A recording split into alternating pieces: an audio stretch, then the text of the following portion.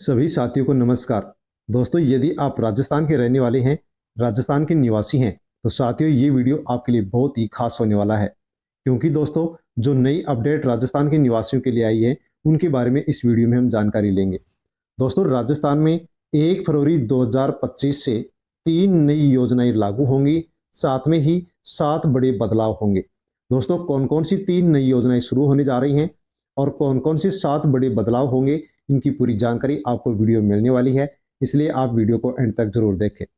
साथ में दोस्तों, सामाजिक सुरक्षा पेंशन योजना के तहत जिनको भी पेंशन मिलती है, उनकी पेंशन यदि बकाया चल रही है, तो दोस्तों बकाया पेंशन कब तक आएगी, साथ में ही पेंशन में बढ़ोतरी होगी तो किनकी होने वाली है, इसकी पूरी जानकारी आपको वीडियो में मिलने वाली है। राशन कार्ड को लेकर के भी जरूरी खबर आ चुकी है। प्रति व्यक्ति 10 किलो राशन किसको मिलेगा, और दोस्तों साथ में ही नए नाम जुड़ना शुरू हो चुके हैं। खाद्य सुरक्षा योजना का जो पोर्टल है, वो 2 साल बाद में फिर से भजनलाल सरकार के द्वारा खोल दिया गया है। कौन नाम जुड़वा सकता है, किस प्रकार से जुड़वा सकता है, कौन पात्र है, उसकी पूरी जानकारी आपको वीडियो में मिलने वाली है। दोस्तों, राजस्थान में 5 योजनाएं बिल्कुल फ्री प्रदेशवासियों के लिए की गई हैं, तो साथ में ही भजनलाल सरकार के द्वारा गहलोत सरकार की 10 योजनाओं को बंद भी कर दिया है। कौन कौन सी योजनाओं को बंद किया है या फिर कौन सी योजनाओं का नाम चेंज किया गया है, बदला गया है, उसकी भी जानकारी यहाँ पर हम ले रहे हैं। दोस्तों, वीडियो को टेलीग्राम, व्हाट्सएप, फेसबुक के माध्यम से अन्य लोगों तक आप सेंड अवश्य करें, ताकि सभी प्रदेशवासियों तक इन नई योजनाओं और बड़ी बदलावों से संबंधित सभी तक जानकारी पहुंच सके। दोस्तों, यदि आप चैनल पर नए हैं तो चैनल को सब्सक्राइब अवश्य कर ले, बेल आइकन प्रेस कर ऑल पर क्लिक अवश्य कर ले, क्योंकि इसी प्रकार की अपडेट सबसे पहले आपको यहीं से मिल पाती है। दोस्तों, सबसे पहले हम सामाजिक सुरक्षा पेंशन योजना से जुड़े हुए जो भी पेंशनर हैं, उनके बारे में जानकारी लेते हैं। दोस्तों, यदि आपको या अपने परिवार के किसी भी सदस्य को सामाजिक सुरक्षा पेंशन योजना के तहत वृद्धावस्था पेंशन, विकलांग पेंशन, विधवा पेंशन या कृषक वृद्धजन पेंशन मिलती है, तो दोस्तों आपकी पेंशन बकाया चल रही है। ये बकाया पेंशन आपको कब मिलेगी, कब मिल सकती है, उसकी जानकारी आप यहाँ से ले सकते हैं। क्योंकि दोस्तों अनेक कमेंट्स हमें प्राप्त हुए हैं, जिनके बारे में आपको भी बताना चाहूँगा। जैसे कि विजय कुमार के द्वारा कमेंट किया गया कि हरदोई से हैं पेंशन, हरदोई से दिव्यांग है, पेंशन नहीं आ रही है। इसके अलावा कमेंट्स किया गया है दालाराम जी के द्वारा। इन्होंने लिखा है कि ये भजनलाल सरकार है और जब तक रहेगी पेंशन नहीं मिलेगी। दोस्तों, पेंशनर हैं, बहुत ही परेशान है, दुखी हैं, क्योंकि कई महीनों से इनकी जो पेंशन है वो पेंडिंग चल रही है, बकाया चल रही है। इसके साथ ही जमन लाल शर्मा के द्वारा मैसेज किया गया है कि हम बुजुर्ग हैं, कहाँ धक्के खा रहे हैं, कोई सुनता ही नहीं है। यानी कि दोस्तों 2 से 3 महीने की जो पेंशन है वो पेंडिंग चल रही है। बुजुर्गों को यहाँ पर बहुत ही अधिक दिक्कत का सामना करना पड़ रहा है।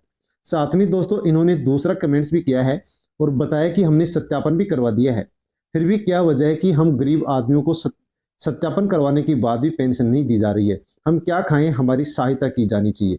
दोस्तों, राजस्थान में जैसे ही भजनलाल सरकार आई है और पेंशन में बढ़ोतरी की है, तब से ही पेंशनर की पेंशन सही समय पर नहीं डाली जा रही है। तो दोस्तों, ये पेंशन अब आपको कब मिल सकती है, उसके बारे में जो अपडेट मिली है उसके बारे में आप जान लीजिए। सामाजिक सुरक्षा पेंशन योजना के तहत जुड़े हुए जितने भी लाभार्थी हैं, उनको पेंशन का वार्षिक सत्यापन करने के लिए दोस्तों 31 दिसंबर की लास्ट डेट दी गई थी। 31 दिसंबर तक सभी पेंशन सत्यापन करवा लें। दोस्तों, जिन लोगों ने नहीं करवाया था उनको फिर से साथियों 15 जनवरी की डेट दी गई थी कि 15 जनवरी तक वार्षिक सत्यापन करवा सकते हैं। और इसमें यह कहा गया था पेंशन विभाग की ओर से कि 15 जनवरी लास्ट डेट है, जो भी सत्यापन करवा लेंगे उन सभी लोगों की जो पेंशन बकाया है उसका ड्राफ्ट बना करके 20 जनवरी तक सरकार के पास भेज दिया जाएगा। और जैसे ही सरकार से बजट मिलेगा वैसे ही पेंशन पेंशनर को भेज दी जाएगी। दोस्तों, यहाँ पर उम्मीद बताई गई थी पेंशन विभाग के द्वारा कि 25 जनवरी या फिर 26 जनवरी तक बजट उपलब्ध हो जाएगा और उसके बाद में पेंशन विभाग है वो पेंशनर के अकाउंट में जो भी पेंशन बकाया चल रही है वो डालना शुरू कर देगा। लेकिन दोस्तों, अभी तक पेंशन विभाग के पास सरकार के द्वारा बजट उपलब्ध नहीं करवाया गया है। पेंशन विभाग का कहना है कि उम्मीद है कि 1 फरवरी तक, 31 जनवरी या 1 फरवरी तक सरकार बजट उपलब्ध करवा दे, ताकि पेंशनर को पेंशन डाली जा सके।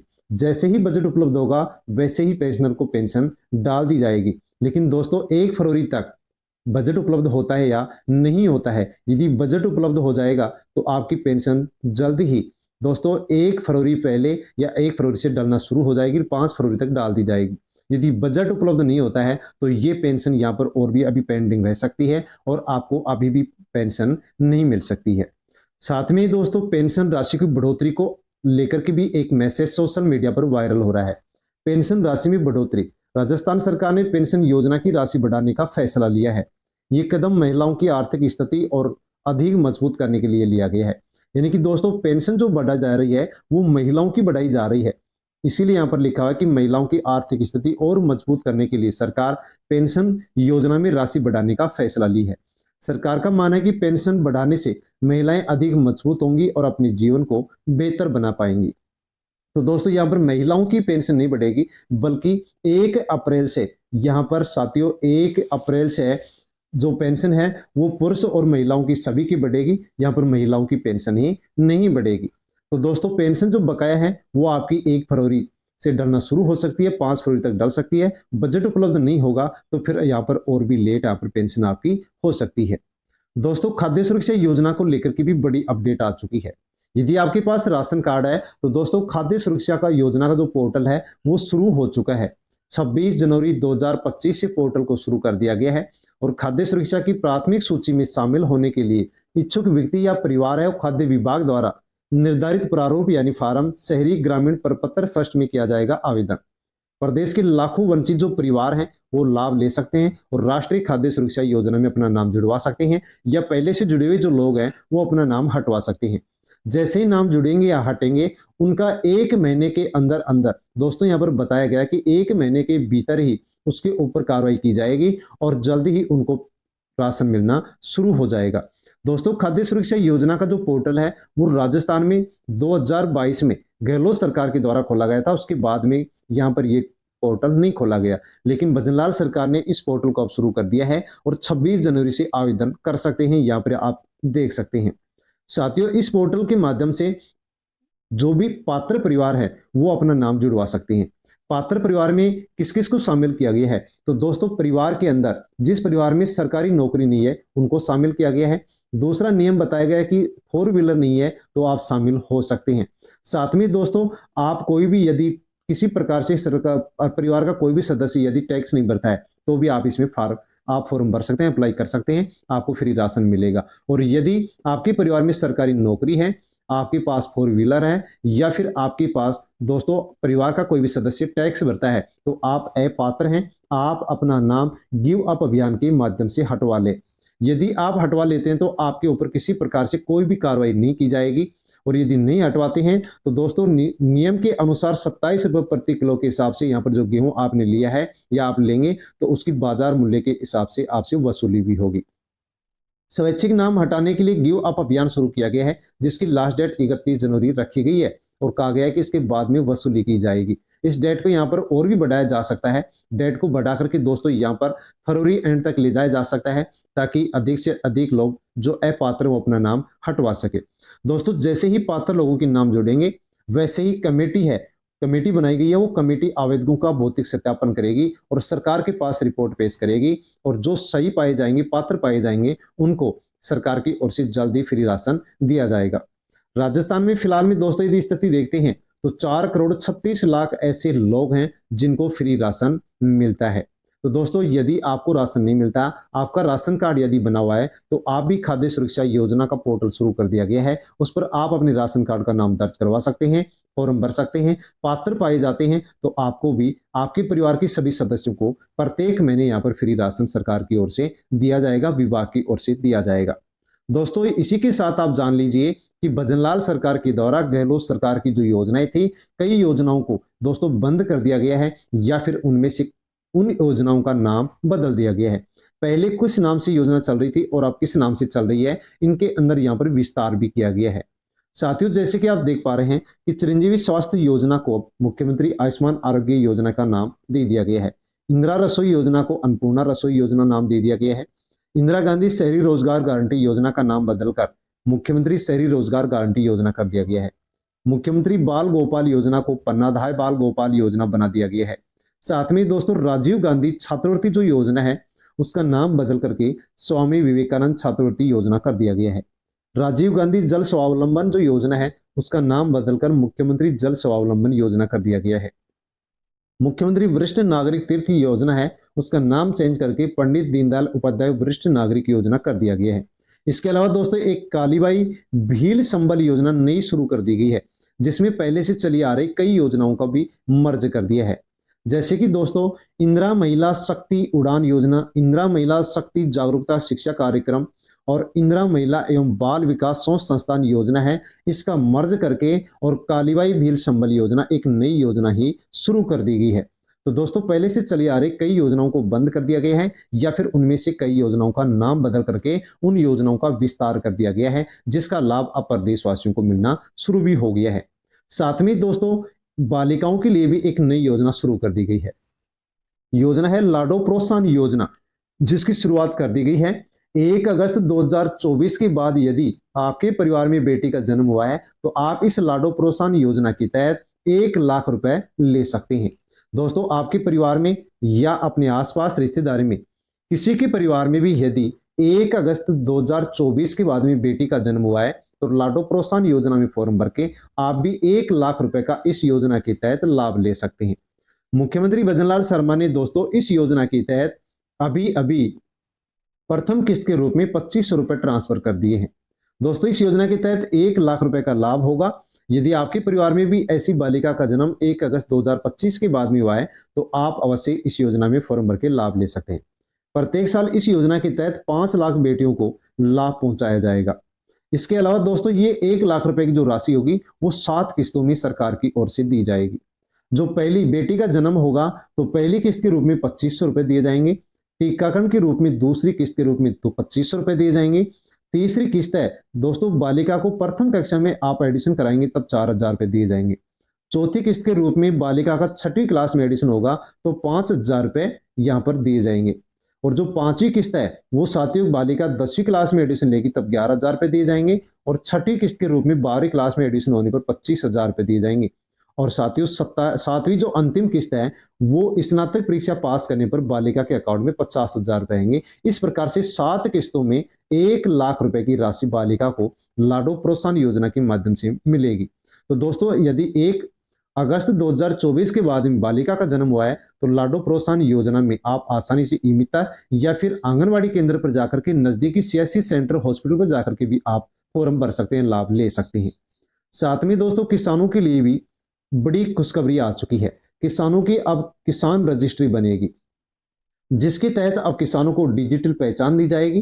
कृषि भूमि और आधार को किसान रजिस्ट्री से जोड़ा जाएगा ताकि किसी भी प्रकार से कोई भी फ्रॉड ना हो सके। दोस्तों देश भर के जो भी किसान हैं उन सभी की किसान रजिस्ट्री बनेगी। राजस्थान के अंदर भी किसान रजिस्ट्री बनना शुरू हो चुकी है। दोस्तों किसान रजिस्ट्री जो किसानों की बनेगी इसके माध्यम से किसानों को पीएम किसान सम्मान निधि योजना का लाभ मिलेगा। यदि जो भी किसान रजिस्ट्री नहीं बनवाएगा उसको पीएम किसान सम्मान निधि योजना का लाभ भी नहीं मिलेगा। साथ में दोस्तों सीएम किसान निधि जो योजना भजनलाल सरकार के द्वारा शुरू की गई है इसका लाभ भी नहीं मिलेगा। यदि आप किसान हैं तो किसान रजिस्ट्री अवश्य बनवा लें ताकि पीएम किसान और सीएम किसान योजना का लाभ मिल सके। इसके अलावा जो अन्य और योजनाएं हैं उनका लाभ भी आपको मिल सके। दोस्तों इस किसान रजिस्ट्री के बारे में जानना बहुत ही जरूरी है। इसमें कहा गया है कि किसान की भूमि को आधार कार्ड को किसान रजिस्ट्री से जोड़ा जाएगा और उसका जो भी डेटाबेस होगा वो पूरा गोपनीय रखा जाएगा। किसान रजिस्ट्री के आधार पर ही पीएम किसान सम्मान निधि योजना, केसीसी लोन, एसएसपी पर फसल की बिक्री सहित अन्य जो सरकारी योजनाएं हैं उनका लाभ मिल सकेगा। जो भी किसान रजिस्ट्री नहीं बनवाएगा उनको इन किसी भी योजना का लाभ नहीं मिलेगा। इसलिए दोस्तों आप किसान हैं तो अवश्य किसान रजिस्ट्री बनवा लें। क्या फायदा होगा किसान रजिस्ट्री का? तो आईडी के माध्यम से कई सरकारी योजनाओं सेवाओं का किसानों को लाभ मिलेगा। किसान की फसल और फसल सीमा के अनुसार डिजिटल तरीके से अब किसान के जो क्रेडिट कार्ड हैं वो लोन भी तैयार किए जाएंगे। मौसम के आधार पर कीट व बीमारी की भविष्यवाणी हो सकेगी और किसान के एकल खिड़की विकल्प का फायदा भी इसके माध्यम से मिलेगा। किसान रजिस्ट्री क्या है? तो दोस्तों किसान का डेटाबेस इसमें तैयार किया जाएगा जिसमें जमीन भी शामिल होगी। हर किसान का आधार कार्ड से जोड़ा जाएगा और प्रत्येक भूमि आईडी में किसान के स्वामित्व की सीमा भी इसमें निर्धारित की जाएगी और इसके बाद किसान की एक आईडी बनकर के तैयार होगी। डेटाबेस में लघु, सीमांत और बड़े किसान हैं उनकी श्रेणी भी इनके माध्यम से तैयार की जाएगी और सभी सरकारी जो योजनाएं हैं जो किसानों के लिए चलाई गई है उनका लाभ भी इसके माध्यम से मिल सकेगा। पीएम किसान सीएम किसान योजना का लाभ भी अब इसके माध्यम से मिल सकेगा। जो किसान इसको नहीं बनवाएगा उसको पीएम किसान सम्मान निधि योजना की 19वीं किस्त नहीं मिलेगी। दोस्तों 2000 की जगह ये राशि आपको बढ़ करके साथियों 3000 रुपए या फिर आपको 4000 रुपए मिल सकती है, क्योंकि बजट में इसकी घोषणा की जाएगी। क्योंकि संसदीय जो समिति है उसके द्वारा पीएम किसान सम्मान निधि योजना की राशि जो 6000 मिलती है इसको बढ़ा करके 8000 रुपए या फिर इसको 12000 रुपए करने की मांग की गई है। तो किसान रजिस्ट्री आप अवश्य नजदीकी ई मित्र केंद्र पर जाकर के बनवा लें। दोस्तों यदि आप इलेक्ट्रिक वाहन लेना चाहते हैं तो इलेक्ट्रॉनिक वाहन की जो चार्जिंग इंफ्रा है उसके ऊपर भी सब्सिडी सरकार ने देना शुरू कर दिया है।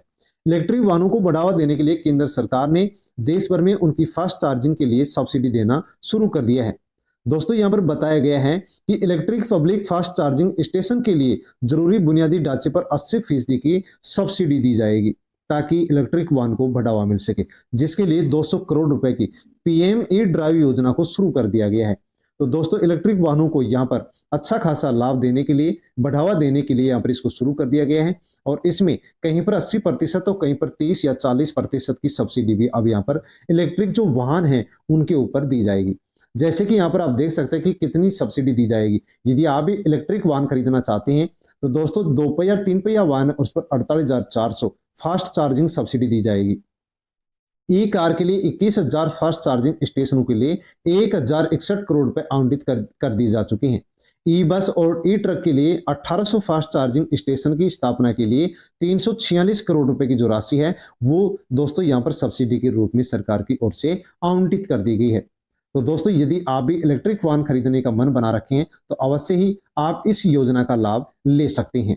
इसके साथ ही दोस्तों हम जानकारी जो भी योजनाएं शुरू की जा रही हैं उनके बारे में ले चुके हैं। साथियों आप वीडियो को अन्य लोगों तक सेंड अवश्य करें।